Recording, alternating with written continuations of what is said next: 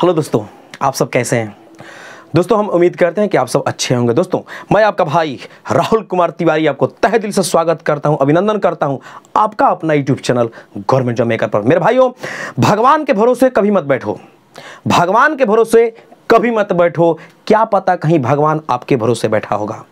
ठीक है दोस्तों, यदि आप एसएससी एमटीएस की तैयारी कर रहे हैं तो प्लीज मन से कीजिए, लगन से कीजिए। ठीक है, और आज हम पुनः आपके सामने लेकर के आए हैं मैथ का वेरी मोस्ट इंपॉर्टेंट क्वेश्चंस। दोस्तों इससे भी पहले हमने जो भी वीडियो डाला है एमटीएस का, आपके डिस्क्रिप्शन बॉक्स में नीचे लिंक दे रखा है, प्लीज वहां से जाकर के एक बार जरूर पढ़िएगा, आपके एग्जाम के व्यू से बहुत इंपॉर्टेंट होगा। आइए सवाल पर आते हैं। सवाल है, पहला सवाल कि एक वस्तु को, ध्यान से देखिएगा, एक वस्तु को 16% और 25% की दो क्रमागत छूट, यहाँ पे क्या दिया है, बट्टा दिया हुआ है, दो क्रमागत छूट के बाद कितने रुपए में, 630 रुपया में बेची जाती है, तो उसका अंकित मूल्य यानी कि मार्केट प्राइस पूछा है कि क्या होगा। ऑप्शन आपके सामने है। दोस्तों ध्यान से देखिएगा, तो यहां पर मान लीजिए, कुछ थोड़ा सा के लिए मानना पड़ेगा कि अंकित मूल्य पूछा है ना, तो मान लीजिए कि उसका अंकित मूल्य x है।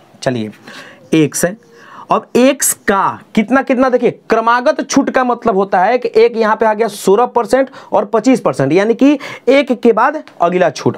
ठीक है, तो 16% यानी कि परसेंटेज अपने आप में कितना होता है, 100 होता है, तो 16% छूट का मतलब हो गया कितना, 84, यानी कि 100 से 16 कम, 84/100। और एक और छूट दिया है कितना, 25%, तो ये कितना हो जाएगा, 75/100। और फिर कितना दिया है, कितना बेचा जा रहा है, 630 रुपया में।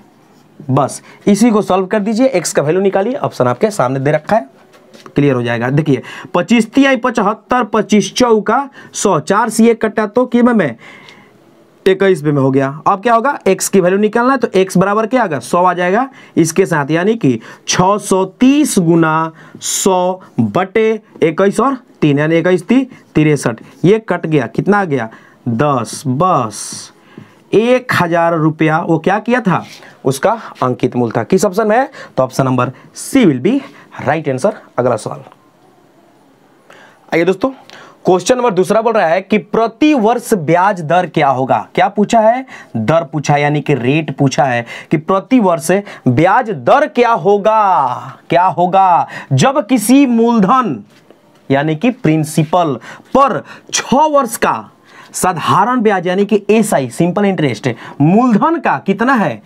3/4 हो। ध्यान से देखिएगा, सबसे पहले यहां पर निकालेंगे कि ब्याज बराबर होता क्या है, तो मूलधन गुना समय गुना दर बटा 100, यानी कि P × R × T कितना दे रखा है, 6/100। अब बराबर में क्या करेंगे, फिर यहां पर देखिएगा मूलधन का 3/4, यानी कि P का 3/4। बस अब देखिए P से P खत्म, ये देखिए 3 से ये कट गया 2 में, 4 से ये कट गया क्या में, 25, तो R बराबर क्या मिला, 25 गया इधर और 2 आ गया इसके नीचे, यानी कि 25/2 इसको तोड़िएगा तो क्या आ जाएगा, 12.1/2%। बस यही हो जाएगा आपका सुपर आंसर। किस ऑप्शन में है, तो option number D will be right answer. अगला सवाल आइए दोस्तों, क्वेश्चन नंबर तीसरा बोल रहा है कि दो अंकों की अभाज्य संख्याओं के अंकों का योग क्या होगा जबकि इकाई और दहाई अंकों का क्या अंक समान हो, इकाई और दहाई का अंक समान हो। दोस्तों यहां पर सबसे पहले आप ये समझिए कि अभाज्य संख्या होती क्या है। तो वैसी संख्या जो कि एक से कटे और अपने आप से कटे उसे अभाज्य संख्या यानी कि प्राइम नंबर कहा जाता है। ठीक है, तो एक से कटे और अपने आप से कटे, तो सबसे छोटी अभाज्य संख्या होती है 2। यदि आपसे पूछे कि सबसे छोटी सम अभाज्य संख्या, वो भी होगा 2। ठीक है, यदि आपसे पूछे कि सबसे छोटी विषम अभाज्य संख्या, तब आप बोल सकते हैं 3। यदि विषम बोले तो, सबसे छोटी विषम अभाज्य संख्या बोले तो 3। ठीक है, लेकिन सबसे छोटी अभाज्य संख्या सिर्फ बोल दे कि सबसे छोटी अभाज्य संख्या, तब आप बोलिएगा कि 2 होगा, ठीक है। और सबसे छोटी सम अभाज्य संख्या, तो अभाज्य संख्या सिर्फ 2 ही एक ऐसी अभाज्य संख्या है जो कि सम है, बाकी एक भी नहीं है। अब आइए, तो सवाल क्या है कि 2 अंकों की अभाज्य संख्याओं के अंकों का योग क्या होगा, जबकि इकाई और दहाई बोल दिया। तो ध्यान से देखिएगा, 2, 3, 5, 7, 9 नहीं होगा। क्यों? क्योंकि 9 कट जा रहा है, 1 से, 3 से, 9 से, ये क्या है? विषम संख्या है, तो 9 नहीं होगा। इसके अलावा 11 के बाद 13, ठीक है, फिर 14, 15 नहीं होगा, 16, 17 हो जाएगा। इस तरह से बढ़ते जाएगा। यहां पर क्या बोला है? 2 अंकों की, और इकाई और दहाई बोला। जब इकाई और दहाई बोला तो दहाई और इकाई कहां मिलेगा? 9 तक तो मिलेगा नहीं। कहां से मिलेगा? 10 से मिलेगा, यानी कि इसका कहानी खत्म, ये नहीं होगा। अब आइए, इकाई और दहाई का अंक समान हो, और देखिए तो इकाई और दहाई का अंक यहां से बढ़ रहे हैं 11, फिर समान जब बोल रहा है तो 13 और ये 17 तो होगा नहीं। अच्छा, अगर और आगे बढ़ रहे हैं, अच्छा अगर आप ये सोचिएगा कि 22, ठीक है, या 33 या 44 या 55, तो ये इसमें से एक भी आपका प्राइम नंबर नहीं है, अभाज्य संख्या नहीं है। तो ये भी नहीं होगा, ये नहीं होगा, ये नहीं होगा, मतलब इसमें से एक भी नहीं होगा। तो इकाई और दहाई का अंक जब समान बोल दिया तो यहां पर क्या मिला? 11। देखिए, इसके इकाई और दहाई दोनों का अंक क्या है? समान है, और दोनों अंकों के योग पूछा है, यानी कि यहां पर आ जाइए, 1 जोड़ 1 क्या मिला? 2, और 2 किस ऑप्शन में है? तो option number A will be right answer. अगला सवाल दोस्तों, आइए दोस्तों, क्वेश्चन नंबर 4 क्या करना है? हल करना है। देखिए, ये जो सवाल है आपके बोर्ड मास से रिलेटेड है दोस्तों, एकदम आराम से आप इसको बना सकते हैं, बशर्ते कि आपको रूल पता होना चाहिए। दोस्तों, वीडियो के एकदम अंत तक बने रहिएगा, ठीक है, एकदम अंत तक बने रहिएगा, तो हम आपके सामने एक से एक मैथ लेकर के आएंगे जो कि आपके एग्जाम से एकदम धांसू होगा, एकदम मस्त होगा। देखिएगा, ध्यान से एकदम देखने का कोशिश कीजिएगा। यहां पर क्या है? इसको लिखिए 2/5। ये देखिए, भागा जो होता है ना, ये किस में चेंज हो जाता है? गुना में हो जाता है, और 15 गया ऊपर, 6 आ गया नीचे, यानी कि 15/6। अब आइए, +2 -4/3 प्लस, यहां पर देखिएगा ये क्या है? ऑफ किस में चेंज होता है? तो गुना में चेंज हो जाता है। तो क्या हो जाएगा? 1/2 गुने 6/5 गुने 15/12, और फिर देखिए यहां पे भी क्या है? भागा है, तो किस में चेंज हो जाएगा? गुना में, और 12 गया ऊपर, 9 आ गया नीचे। बस, अब इसको बनाइए। देखिए ये क्या होगा? 5 × 15, 3, और ये देखिए 2 से कट गया, 3 से 3 खत्म। अब आ जाइए, अब इसको अभी हम नहीं छुएंगे, यहाँ पर आएंगे, 2 से कटाइए, 2 × 6, 3, ये कटाइए, देखिए 3 × 5 = 15, 5, ये कट गया, 3 × 4 = 12, 4, और फिर कटेगा, देखिए तो 4 से ये कट गया, कितना हो जाएगा? 4 × 12, इसमें कोई कुछ छूट रहा है? नहीं, तो 5 × 15 और बटा 9, 5 × आइए यहाँ पर 5 × ओहो, यहाँ पर देखिए मिस्टेक है, 3 हो जाएगा ना, 3 हो जाएगा। अब क्या होगा? देखिए 3 × 9, ये भी कट गया, तो क्या मिला इधर? 1। यहाँ पर क्या मिला? 1 जोड़ 2 घटाओ 4/3, और ये देखिए यहाँ से यहाँ तक पूरा कट गया है, तो +1। अब क्या होगा? 2 × 1 3, 3 × 1 4, यानी कि 4 घटाओ 4/3 क्या हो जाएगा? 4 × 12 घटाओ 4/3 क्या मिल जाएगा? 12 में से गया तो 8/3, और इसका जब तोड़िएगा तो 2.2/3। बस यही हो जाएगा इसका आंसर, जो कि ऑप्शन नंबर ए में है। ठीक है, आते हैं नेक्स्ट सवाल पर। आइए दोस्तों, क्वेश्चन नंबर 5 देखिए, एकदम करनी से रिलेटेड है और कितना मस्त है। ठीक है, यहाँ पर क्या करना है? इसका वर्गमूल निकालना है, और फिर गुना में भी इसका ही वर्गमूल निकालना है। ये यहाँ से यहाँ तक देने का मतलब कि ऊपर में भी है और नीचे में भी दिया है। इसको आप आराम से कैसे बनाइएगा, एकदम ध्यान से देखिएगा।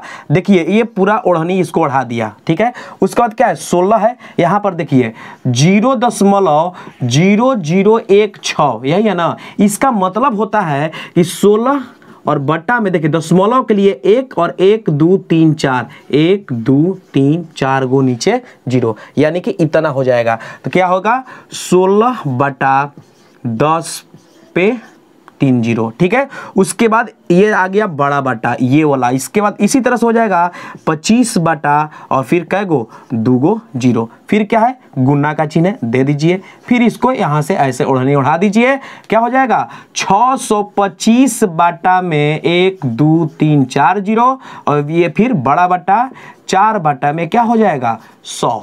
बस बाकी कुछ नहीं करना है, एकदम ध्यान से देखिए ना, नहीं कैसे बनेगा। ये देखिए डबल जीरो से डबल जीरो खत्म, यहाँ भी देखिए डबल जीरो से डबल जीरो खत्म।